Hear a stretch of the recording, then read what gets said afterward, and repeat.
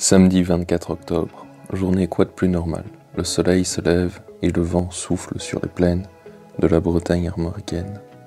Je décide alors d'aller voir les résultats de ma vidéo postée la veille. Et là, c'est le buzz. 30 vues en quelques heures seulement. Je suis prêt à passer en tendance YouTube. Mais quelque chose ne va pas. Je le sens.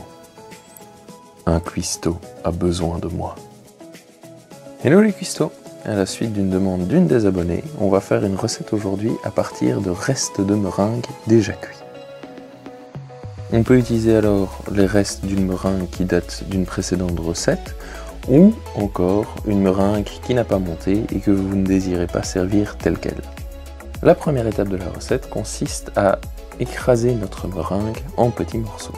Ces derniers vont venir parfaire notre dessert fait à partir de fruits, de chocolat et de crème chantilly. Donc pour cette recette, vous aurez besoin de 75 g de chocolat, des myrtilles, des framboises, un fruit de la passion, 25 g de sucre impalpable et 50 ml de crème. On commence par casser le chocolat en petits morceaux qu'on va faire fondre au bain-marie. Maintenant que le chocolat est fondu, il vous suffit de le mettre dans les moules adéquats. Je prends des demi-sphères en silicone et comme vous pouvez le voir, comme pour les pralines à la banane, je remplis de chocolat le moule, je le fais tourner de façon à ce que toutes les parois soient imprégnées et puis je retire le surplus. Par mesure de sécurité, prévoyez toujours une ou deux sphères supplémentaires parce que le démoulage est assez délicat et il est fréquent que certaines sphères se brisent. On met le tout aux frises pendant au moins 1 heure et maintenant on s'attaque à la chantilly. Pour faire la chantilly, il faut battre la crème et incorporer petit à petit le sucre impalpable. Une fois qu'elle est bien ferme, on peut la mettre au frigo jusqu'au moment du dressage. Assemblons maintenant les différents ingrédients.